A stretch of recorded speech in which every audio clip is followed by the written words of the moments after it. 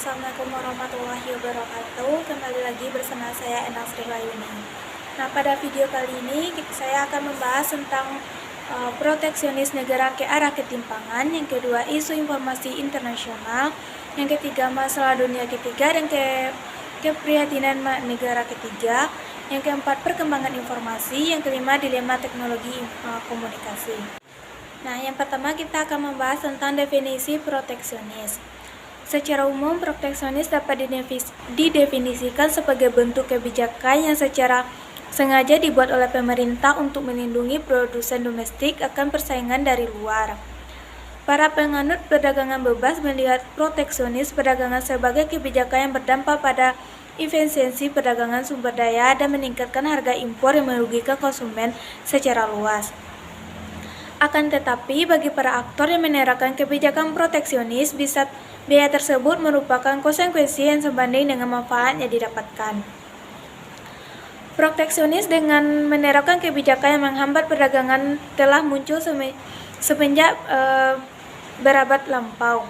Bentuk paling konvensional dari proteksionis yang dikenal dengan all protection adalah penerapan instrumen hambatan perdagangan berupa tarif dan kuota impor. Akan tetapi, seiring dengan agenda liberalisme perdagangan dunia pasca Perang Dunia Kedua yang berfokus untuk menghilangkan hambatan perdagangan berupa tarif, wacana tentang proteksionis telah bergeser jauh dari instrumen hambatan terhadap sederhana ini. Pada dekade tahun 1970-an, muncul tren penerapan hambatan perdagangan non-tarif yang dikenal dengan News Protection. News Protection merupakan bentuk proteksionisme dengan instrumen hambatan yang cenderung lebih tidak transparan dan berbeda sebagaimana hambatan berupa tarif dan all protection. Nah, maksud umum dari kebijakan proteksionisme ini adalah keberpihakan kepada produsen domestik atas kepentingan dengan pihak luar. Akan tetapi, perkembangan modern menurut adanya definisi yang lebih fungsional untuk melihat maksud khusus atau intensi dari negara dalam mengeluarkan suatu kebijakan. Dalam konteks liberalisasi perdagangan dunia, definisi proteksionisme secara fungsional diperlukan untuk mengetahui dan mengidentifikasi kondisi kesiapan negara-negara di dunia dalam meliberalisasi perdagangan. Yang pertama kita lihat adalah dukungan dalam kerangka teoritis terhadap wacana proteksionisme. Mayoritas pakar ekonomi dunia saat ini merupakan mereka yang telah menyatu dalam visi ekonomi liberal yang cenderung enggan untuk mempublikasikan teori ataupun data yang mungkin akan diinterpretasikan secara berbeda oleh publik dan menjadi justifikasi proteksionisme. Berbagai argumen dikemukakan oleh berbagai pakar tentang kenapa kebijakan proteksionisme terus menjadi pilihan bagi negara di tengah liberalisme perdagangan dunia. Yaitu yang pertama adalah kritik utama dalam pemikiran ekonomi liberal non-klasik yang meneladani liberal perdagangan dunia terkait dengan efisiensi penggunaan sumber daya dan pencapaian kesejahteraan umum dalam perdagangan bebas. Dalam pemahaman ekonomi non-klasik, perdagangan bebas dengan mengoptimalkan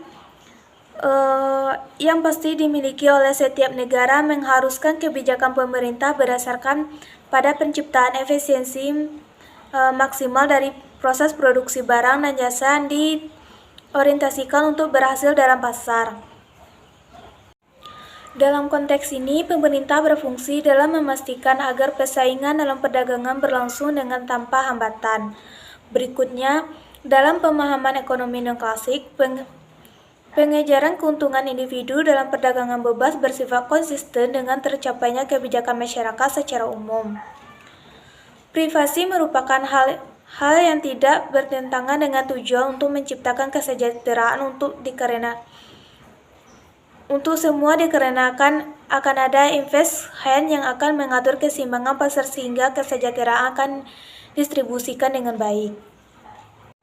Yang kedua, kita lihat tentang isu informasi internasional. Kita lihat tentang geramnya Cina mencapai peringatan keras ke NATO.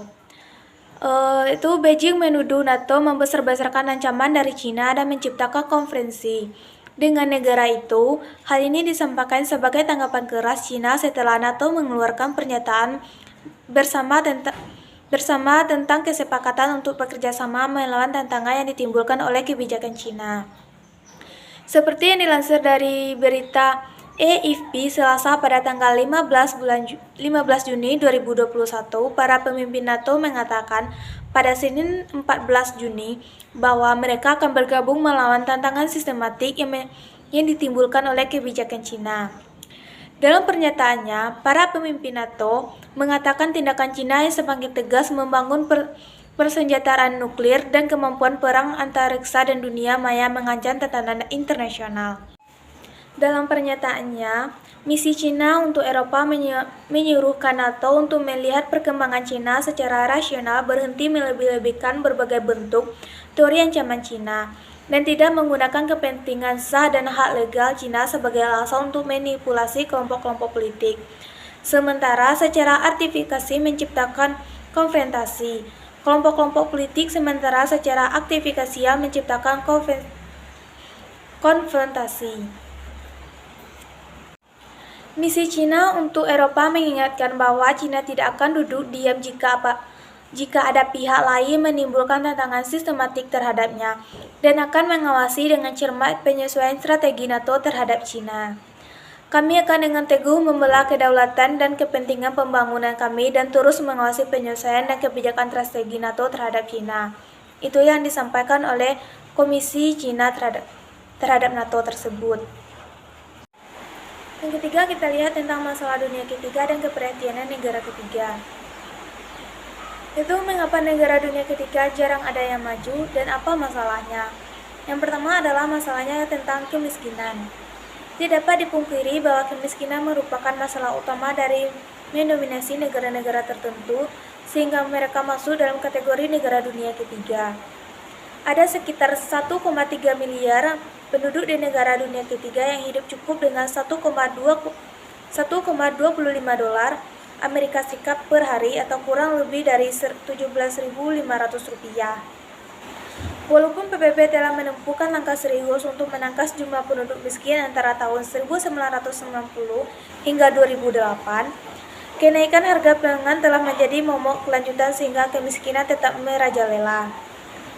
Jutaan orang hidup dalam kegelapan dan kurang gizi, baik karena tidak punya uang untuk mengkonsumsi menu bergizi atau karena mereka tidak mampu menyediakan pangan atau menanam bahan pangan mereka sendiri.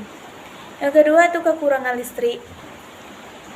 Adalah suatu hal yang memprihatinkan bahwa di tengah gelimangnya gerget dan seremaknya dunia internet, terdapat sejumlah negara di dunia ini yang kurang listrik. Riset PBB menunjukkan bahwa sekitar 1/4 warga dunia mengalami kegelapan total di kala malam karena tidak memiliki akses memadai terhadap listrik. Jika listrik saja mereka tidak punya, maka jangan harap mereka punya media untuk perangkat untuk mengakses informasi seperti televisi, radio, apalagi komputer atau ponsel. Yang ketiga yaitu kondisi pertanian buruk. Lebih dari setengah populasi negara berkembang tergantung pada pertanian untuk pertahanan hidup dan harus mengonsumsi sedikitnya atau dua kali sehari makan. Akan tetapi ada lebih dari 1,4 miliar orang di dunia ini yang kondisi pertaniannya buruk, dan yang paling merana dalam hal ini adalah kekurangan dan mendasarkannya hidupnya dari bercocok tanam. Meski demikian, PBB dan banyaknya LSM di dunia ini yang mencadangkan pelatihan guna mengatasi persoalan kondisi pertanian yang buruk tersebut. Yang keempat adalah air minum dengan kualitas yang buruk. Bisakah kita membayangkan tengah kehausan namun tidak mampu menemukan sumber air yang layak dikonsumsi dan menghilangkan dahaga? Sulit tentunya untuk berejimenasi selitir itu. Hanya saja bagi mereka yang hidup di negara dunia ketiga, hal tersebut sudah menjadi makanan sehari-hari. Kelangkaan air semacam ini dialami oleh mereka dan telah menjadi agenda rutin tahunan sekitar 2,8 miliar orang di seluruh dunia dan berlangsung kurang lebih selama sebulan. Lebih buruk lagi, sekitar 1,8 miliar orang di dunia ini tidak punya akses ke air minum yang layak. PBB melalui target melalui program Millennium Development Goals gagal mencapai target agar setengah dari orang-orang ini punya akses ke air minum bersih per 2015. Yang kelima itu terorisme. Terorisme telah menjadi bagian dari dunia global dewasa ini. Insiden tersebut tidak hanya ada di Timur Tengah, Amerika Serikat atau Eropa Barat, tapi dimanapun manusia berada. Tidak mudah menuntaskan terorisme karena kompleksitasnya yang begitu tinggi. Lebih buruknya lagi, ada sejumlah negara dunia ketiga yang dipimpin dan dijadikan oleh organisme teroris. Tak hayal lagi warga hidup dalam teror dan ketidakpastian akan nasib di masa depan. Yang keenam, pekerja anak-anak di bawah umur. Beruntunglah mereka yang masih kecil dan bahagia dan dijalani secara normal. Betapa tidak, ada jutaan anak-anak yang kehilangan masa kecilnya karena harus bekerja guna memenuhi kebutuhan hidup dan keluarganya. Menurut riset yang dikeluarkan PBB, setiap harinya ada sekitar 168 juta anak-anak yang bekerja di ladang dan rumah tangga. Direktur sebagai tentara di medan perang, buruh di pabrik hingga menjadi pengemis di jalan. Dari angka sebanyak itu, sekitar 85 juta di antaranya terlibat dalam pekerjaan berisiko tinggi di mana mereka terekspos bahan kimia dan pestisida yang karena harus menjadi buruh di ladang pertanian atau pabrik bahan kimia. Anak-anak ini tidak pernah berhasil lolos dari jeratan kemiskinan meski mereka setiap hari. Kelaparan, kemiskinan, dan sakit adalah masa depan mereka. Seberapa keras pun mereka bekerja, pendidikan adalah hal yang mahal bagi mereka karena tidak ada waktu dan dana untuk memenuhi kebutuhan yang satu itu. Yang ketujuh adalah sarana kesehatan yang buruk. Satu hal yang paling penting yaitu akrabnya dengan negara dunia ketiga adalah penyakit seperti HIV atau AIDS yang sifatnya pandemik di negara tersebut. Pemikiran PBB menunjukkan sekiranya 50 juta orang terkena penyakit AIDS atau HIV dan 65% diantaranya adalah perempuan. Sekitar 90% anak-anak dan 60% wanita di selatan Gurun Sahara hidup dengan HIV. Sementara setiap tahunnya di negara dunia ketiga lebih dari 11 juta anak-anak meninggal karena diare, pneumonia, dan malaria. Lebih buruknya lagi, sekitar 200 juta balita tidak punya akses ke sarana kesehatan paling mendasar sekalipun, dan itu semua dialami mereka yang hidup di dunia ketiga. Yang keempat kita lihat yaitu tentang perkembangan informasi. Perkembangan teknologi informasi dan komunikasi di Indonesia. Perkembangan teknologi informasi dan komunikasi di Indonesia telah ada sejak pada masa praaksara. Lukisan gua di Sulawesi yang berumur 44.000 tahun menjadi bukti perkembangan informasi dan komunikasi Indonesia pada masa praaksara. Pada masa kerajaan Hindu-Buddha, perkembangan teknologi dan informasi Indonesia banyak mendapat pengaruh dari kebudayaan India.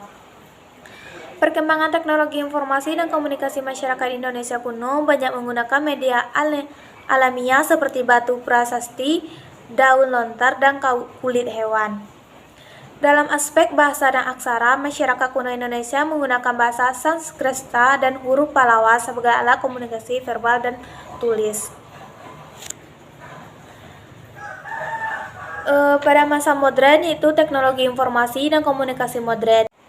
Pada masa modern, teknologi informasi dan komunikasi modern Indonesia sangat terpengaruh oleh penemuan-penemuan baru yang ada di negara Eropa dan Amerika. Seperti yang pertama adalah internet. Teknologi internet di Indonesia berawal dari pembuatan internal protokol atau IP di Universitas Indonesia bernama UI Neltra pada 24 Juni tahun 1988.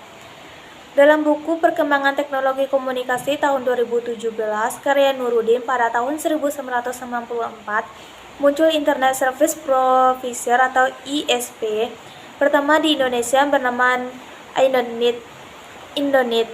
Indonet berhasil membangun sambungan awal ke internet dengan menggunakan teknologi dial-up. Pada tahun 1995, Departemen Pos Telekomunikasi menerbitkan izin usaha terhadap ISP Indonet dan RedNet sebagai bentuk dukungan terhadap perkembangan teknologi internet di Indonesia. Dilansir dari kompas.com, jumlah pengguna internet di Indonesia pada kuartal 2 2020 mencapai 196,7 juta jiwa. Angka tersebut meningkat jika dibandingkan pada tahun 2018, di mana jumlah pengguna internet di Indonesia sebesar 171,2 juta jiwa. Yang berikutnya adalah radio. Perkembangan radio di Indonesia telah ada sejak tahun 1920-an. Pemerintah kolonial Belanda membangun beberapa stasiun radio di kota-kota besar seperti Batavia Radio, Fripp Radio atau BRV, Nederland Israël Radio, Opmoor atau NIROM, dan Skos Radio Fring atau SRV. Pada 11 September tahun 1945, pemerintah Indonesia berhasil mendirikan Stasiun Nasional Indonesia yang dinamakan Radio Republik Indonesia atau RRI. RRI memiliki peran vital dan revolusi kemerdekaan Indonesia. Pada saat agresi militer Belanda II, pemancar RRI di Wonosari, Yogyakarta menjadi alat penghubung utama antara tokoh nasionalis di Yogyakarta dan pemerintah darurat Republik Indonesia atau DPRI di Bukit Tinggi.